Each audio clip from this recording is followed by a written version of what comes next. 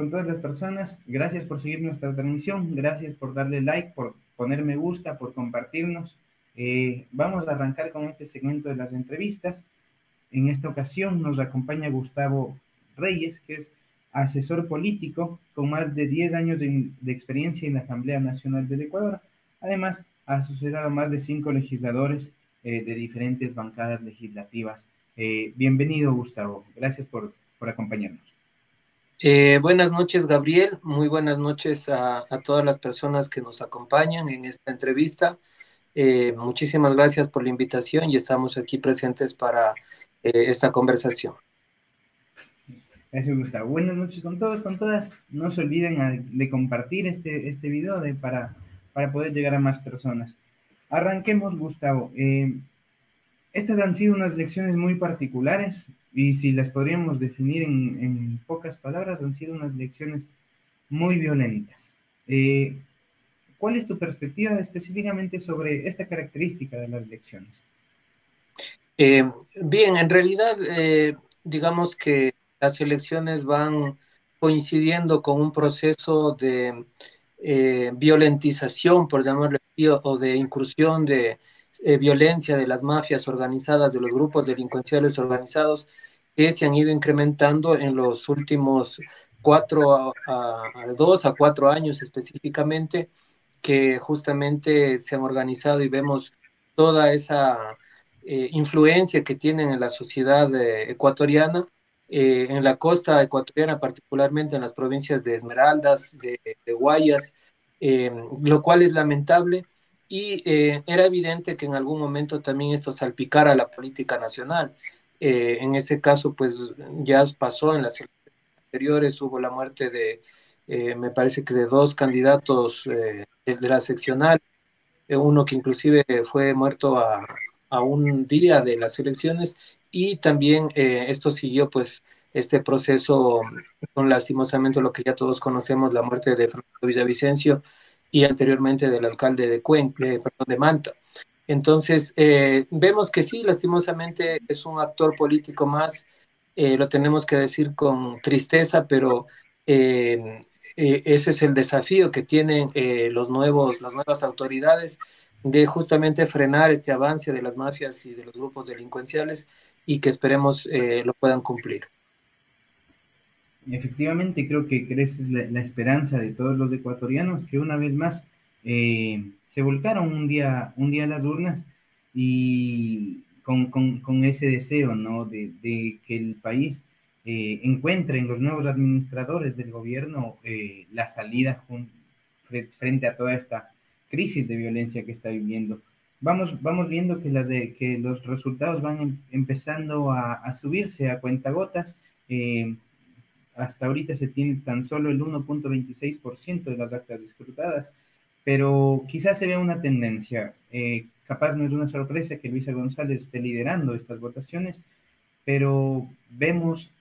a Daniel Noboa en un repunte que se dio justamente en esta semana. No sé si tú has tenido la oportunidad de reflexionar, de pensar acerca de cómo Daniel Noboa llegó hasta estas instancias, en el punto que hasta ahora está entrando a segunda vuelta con Luisa González. Sí, precisamente es una sorpresa, digamos, para la mayoría de ecuatorianos, inclusive para los entendidos en política, el hecho de que Daniel Noboa justamente esté liderando, por decirlo así, los candidatos que estaban en oposición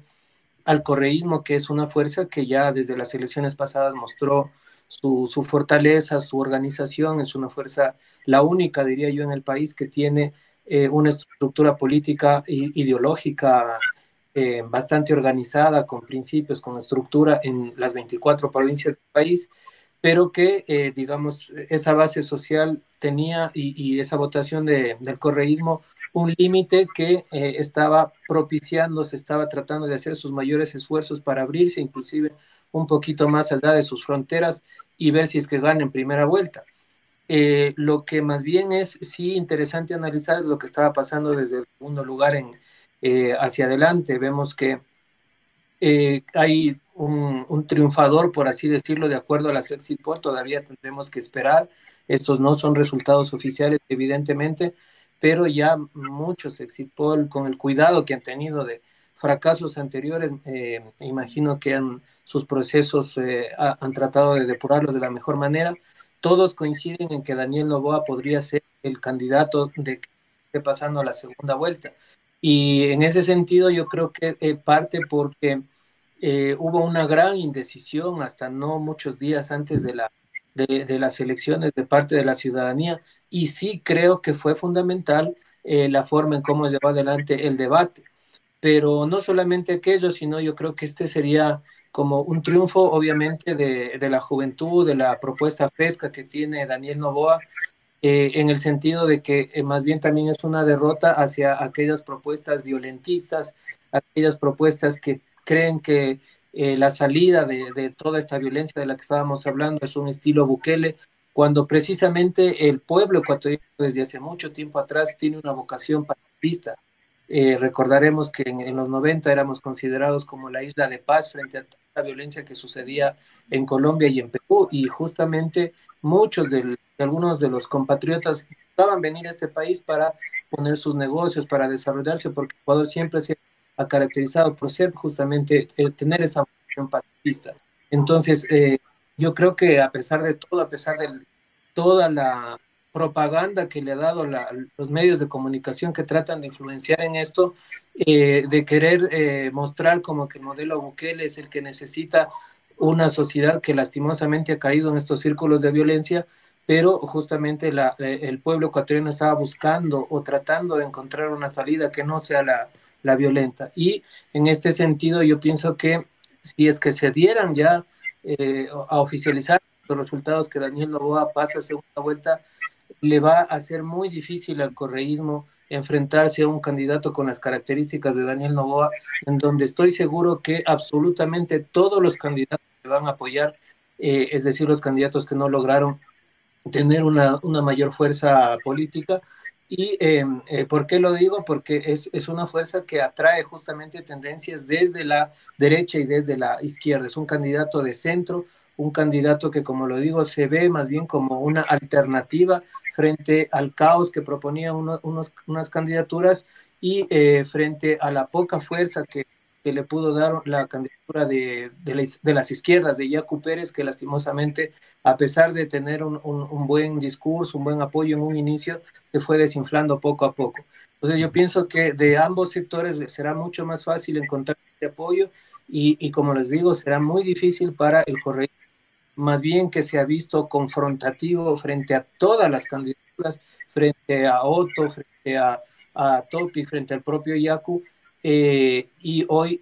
salir, digamos, con un discurso de, digamos, llamar a la votación de sus electores, le va a ser muy difícil luego de que ha insultado, luego de que les ha metido en el mismo saco, de que apoyan a Lazo, etcétera. Entonces, para mí que quien tiene la mayor capacidad de captar esa votación del resto de candidatos más bien es Daniel Noboa, y posiblemente podría enfrentarse pues un triunfo la sociedad ecuatoriana de este candidato que, si tú recuerdas, en varias de las entrevistas ha dicho que él más bien es un candidato del centro hacia la izquierda. Entonces también tiene mucho que ver con el hecho de que el pueblo ecuatoriano desde hace algún tiempo atrás está votando por candidatos o personajes del centro hacia la izquierda. La derecha como que no logra cuajar, inclusive casi 2 años que ha tenido Lazo en el poder ha sido un total fracaso. Entonces, esa también es otra de las alternativas que el pueblo ecuatoriano ha visto, un candidato no tan radical, pero que sea desde el centro hacia la izquierda y que sobre todo ofrezca cosas nuevas. Creo que eso es lo que está recogiendo Daniel Noboa, y yo creo que aquí tiene mucho un desafío en el caso de llegar, digamos, y de allanarse el camino, en encontrar, digamos, una alternativa para la reconciliación nacional, que yo pienso que esta sería la nueva etapa como para enfrentar tantas crisis que ha venido desarrollándose últimamente en el Ecuador. Eh, Creo que sí, definitivamente esa es una de las explicaciones para encontrar las razones por las cuales Daniel Noboa está obteniendo la votación que está obteniendo.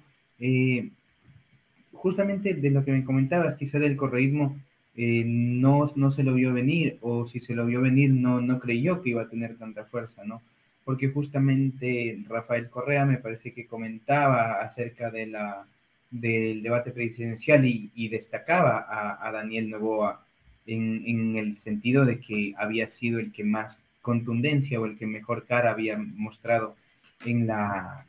en el debate que se realizó la semana anterior. Para seguir un poquito hablando de Daniel Noboa, en el sentido de su pasado o del pasado de su apellido, el hecho de que sea hijo justamente de Álvaro Noboa, candidato presidencial casi tradicional en nuestra política, ¿suma o le resta a Daniel Noboa la votación para para una segunda vuelta en caso de darse? Yo creo que le suma más bien, porque tú recordarás que en las elecciones pasadas hubo una gran cantidad de personas, de seguidores de Álvaro Noboa que pugnaban porque él participe justamente en elecciones y se mostraba de que iniciaba con un 11% digamos, de intención de voto, un 11% antes de que empiece toda esta fiebre electoral, y lo que era muy importante. Y esto se debe justamente porque creo que también es eh, digamos, del pueblo ecuatoriano una forma de decir un espaldarazo, por decirlo así, al candidato que lo intentó por varias veces, que estuvo ahí presente, que siempre la luchó, y yo creo que en ese sentido hay un porcentaje de ecuatorianos que sí tenía una fuerza de seguidores, Álvaro Noboa, entonces esto obviamente sí le endosaba a su hijo. Pero más allá de eso, yo pienso que, como tú lo dices, es el apellido, es la gente que busca un candidato fresco, un candidato que es joven. Si bien es cierto, sí tiene el arrastre de su padre, pero que en efecto propone cosas nuevas, que se lo vio muy inteligente en el debate. Y yo creo que estas son las dos cosas que confluyen para que Daniel Noboa sea uno de los candidatos preferidos del pueblo ecuatoriano, y que más bien rechazan todas estas posturas violentistas, estas posturas de que la mano dura, de que la fuerza, etcétera, son las que necesita el país. Es una derrota para también la violencia, la narcopolítica, que se tejió muchas elucubraciones de que justamente tras la muerte de Villavicencio, uno de los candidatos que proponía más la mano dura era el que más cosechaba de esto. Entonces, en definitiva, para todo aquel que pensaba que la mano dura y la violencia contra la violencia es la solución en este país, lo que nos iba a poner en un callejón sin salida de más violencia. Entonces, ese es uno de los principales derrotados, y enhorabuena que así sea, esperemos que se confirmen en los próximos minutos. Y como digo, también en el tema de Rafael Correa y del correísmo, creo que tendrían que poner sus barbas en remojo, porque les va a ser muy difícil enfrentar un candidato de esta naturaleza como Daniel Noboa. Y yo creo que incluso en la Asamblea Nacional, en donde sí va a tener una primera mayoría o primera minoría, sería más bien eso la palabra correcta, el correísmo, las demás fuerzas les va a ser más fácil unificarse frente a un candidato que sí llega justamente juntando todas estas alternativas con una proposición fresca de reconciliación, y que le querrán dar la oportunidad de que también no tenga problemas en el Parlamento, y que más bien darle la oportunidad de que se le allane el camino para que empiece a operativizar su plan de gobierno. Entonces, en este sentido, no le veo que va a ser un problema tampoco la Asamblea Nacional, a pesar de que el correísmo vuelva a meter sus 45, 47 listas, como que en efecto creo que sí lo va a hacer, pero esa primera fuerza que sí la tendrá en la Asamblea Nacional, no creo que le llegue a generar, digamos, frente a su confrontación que ha tenido con el resto de fuerzas políticas, esta vez una política de alianzas como para, digamos, liderar el Parlamento. Y en ese sentido sí le va a ser mucho más fácil a Álvaro Noboa, perdón, a Daniel Noboa gobernar. Y incluso pues se podría pensar que este joven podría liderar un proceso incluso un poco más largo desde 2025, si es que le salen las cosas, y si es que esta política de reconciliación, de más bien en vez de mano dura tener una mano de estadista, le empiezan a funcionar. Entonces podría ser que tengamos para hablar una figura joven importante que sale del empresariado, pero que tiene, digamos, un discurso más bien fresco, no tan confrontado a los sectores sociales y a la izquierda, y eso podría abrir puentes, muchos puentes en el país. Ujú. Veremos qué pasa efectivamente, porque estos 2 años, de una u otra manera, no son un periodo presidencial completo, pueden ser un arma de doble filo de la manera en la que en 2 años puede solucionar algo y efectivamente eso significar el espaldarazo para el 2025 efectuar nuevamente una elección, o simplemente puede demostrarse que en 2 años no se puede hacer mayor cosa y terminar quemando a un cuadro político, en este caso, como podría ser Daniel Noboa o Luisa González, siguiendo esta tendencia. Quería hacerte otra pregunta también con respecto a que no sé si efectivamente, porque el periodo era muy corto, de 2 años, pero el movimiento indígena, o por lo menos lo visible del movimiento indígena, no presentó candidato. Es más, Pachacutic no presentó candidato y no apoyó la candidatura de Yacu Pérez, que había estado figurando como candidato justamente en las elecciones anteriores. ¿Cuál es la influencia? ¿En qué medida estos resultados crees que sean producto justamente de esta ausencia del indigenismo en su ámbito político aquí en las elecciones? Sí, efectivamente, no solo ese, digamos, influye, digamos, la división del movimiento indígena que se expresó en los últimos meses, también la división y casi desaparición, porque se subió como la espuma luego de que ya estaba prácticamente desechado el Partido Izquierda Democrática y por sus problemas internos nuevamente bajó. Entonces, estas dos fuerzas políticas, el Pachacuti y la Izquierda Democrática, estuvieron prácticamente ausentes de esta lid electoral y eso obviamente que influyó sus seguidores, los electores de estos partidos políticos se quedaron sin candidatura prácticamente, y no solo a presidencial,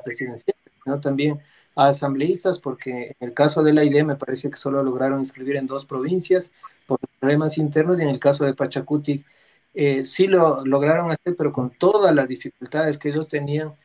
no van a tener los mismos resultados. Entonces, evidentemente que estas divisiones que aparecieron en los partidos de centro izquierda, con una ideología más bien socialdemócrata y apegada hacia la izquierda, hacia la diversidad cultural e ideológica, como es en el caso de Pachacuti, por supuesto que afecta. Y en este sentido yo creo que tienen obligatoriamente solo una salida, que es la unificación y la unidad dentro de sus bases,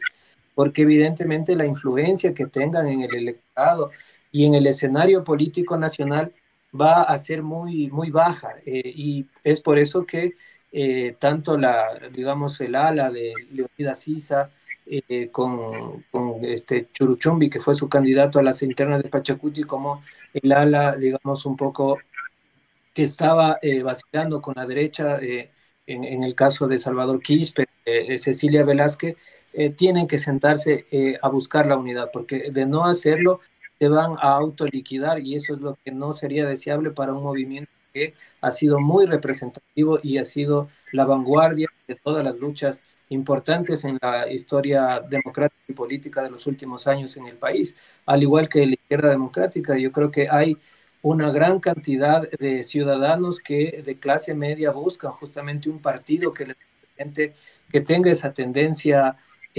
socialdemócrata, organizada, como siempre fue en los años 90, y que hoy por hoy están prácticamente huérfanos. Ese es el llamado a estos dos importantes movimientos políticos, que de no superar sus problemas internos, sí van a ocasionar de que sus electores busquen otras alternativas que quizás no sean lo más ideológicas, como en el caso, por ejemplo, de Daniel Noboa. Ese es un gran desafío y una gran debilidad que tiene el candidato, que no tiene partido. Más bien se arrimó a partidos que estaban desapareciendo como una especie de alquiler, pero de ahí no sabemos también cómo va a actuar Daniel Noboa, si él va a querer formar su propio partido político o va a querer fortalecer estas tiendas, pero en función de su propia representación y de que él vaya poniendo sus cuadros y su línea política, es decir, simplemente les dirá, o sea, van al ladito y me dejan trabajar, o simplemente él va a formar su propio partido político. Entonces, en este sentido, sí creo que es necesario que se haga una revisión de los movimientos políticos, de su forma, de llevar los procesos ideológicos y políticos internos, porque quien finalmente resulta perdedor es la sociedad ecuatoriana, ya que una sociedad que no está politizada lo suficientemente y no tiene debates a lo interno frente a cuestiones tan decisivas como los aspectos ideológicos, simplemente va a generar que vote por cuadros, quizás que se peguen un discurso importante unos días antes de elecciones, pero que no tienen ese sustento político y ideológico que necesita la sociedad. Ya, así es. Gustavo, un poco antes de cerrar, porque el tiempo nos apremia, como podrás entender, quería preguntarte sobre tu perspectiva sobre la consulta popular, principalmente la del Yasuní más la del Chocandino, porque la del Chocandino se refiere a un aspecto, a una localidad en específico, pero la consulta del Yasuní es a nivel nacional. Recalcando que los datos no llegan, los datos oficiales subidos no llegan ni al 1%, se puede ver que el sí tiene un 60% de votación frente a un aproximadamente un 40% de la votación que no, pero recalcando nuevamente que estos no son resultados definitivos porque no hay ninguna tendencia todavía marcada, pero frente a esta posible votación, ¿cuál crees que es el panorama del siguiente gobierno en términos de política macroeconómica, considerando que podría ganar el sí? Mira, yo creo que el triunfo del sí, ese sí no es ninguna sorpresa. Nuestra sociedad ecuatoriana está mayormente influenciada por la juventud. La juventud de menos de 30 años son, me parece que cerca del 35 o 37% de electores. Y hoy por hoy, pues, el mensaje que les llega a la juventud es que tenemos que ser una sociedad ambientalista, una sociedad que luche por los derechos de la naturaleza, porque o si no, mañana el mismo planeta nos la va a cobrar y de manera increíble, como ya está sucediendo con los increíbles cambios de clima que tenemos, o unos calores sumamente intensos, o luego cuando se producen en los meses de enero y febrero unos fríos prácticamente que causan demasiados problemas, al menos en el norte del planeta y en otras zonas importantes del mundo. Entonces, yo pienso que la juventud está entendiendo esta situación respecto de la contaminación, del cambio climático, el tema de los gases de efecto invernadero, toda esta cuestión ya nuestra juventud la domina completamente y hoy es más consciente de buscar salidas a los desechos sólidos, a los desechos líquidos, de decir no a la minería y tantas otras cosas que el factor ambiental justamente es uno de los factores que más está influyendo en la juventud y qué bien que sea así. Entonces, a pesar de que hubo una gran influencia de los grandes medios de comunicación, que hoy por hoy vemos que este discurso que ellos tienen ya no está llegando, o al menos ya no está calando en la conciencia de algunos sectores sociales, en este caso, y especialmente en la juventud. Ese 60% para mí no me resulta ninguna sorpresa. Y es más, en el propio debate, que fue uno de los factores que impulsó la candidatura de Daniel Noboa, tú recordarás que él dijo que estaba con el sí, y lo dijo también días anteriores. Entonces, me parece que una de las candidaturas que más apoyó desde un inicio a esta consulta popular, que fue la de Yacu Pérez, no tuvo la estrategia clara, suficientemente eh, importante como para ligar las dos campañas, es decir, la campaña presidencial con la de la consulta popular. Se le vio más bien que fueron separadas, y ese creo que también fue uno de los grandes fracasos de esta candidatura. En todo caso, yo pienso que ese es un mensaje que le da la sociedad ecuatoriana al planeta, más allá de si se pierden los 130 o 140 millones de dólares anuales por este pozo, porque recordemos solo es el bloque 43, es el tema del mensaje, de que necesitamos cambiar nuestra matriz energética, y este mensaje no se lo da un gobierno, se lo da el pueblo ecuatoriano, que es lo más importante. Entonces yo creo que aquí en adelante tienen que buscar nuevas alternativas, tratar de parar ya el extractivismo y justamente buscar otras fuentes de energía que sean más amigables con el planeta, y ponerlo al tema ambiental como uno de los transversales y principales de toda campaña política, ya no ser una política pública de determinado grupo o sector político que llega al poder, sino una política de Estado de aquí en adelante. Entonces, yo pienso que ese es el mensaje que le da la juventud al país, al mundo, y que tiene que ser respetado. Creo que eso es muy destacable. Esperamos efectivamente como sociedad, como país,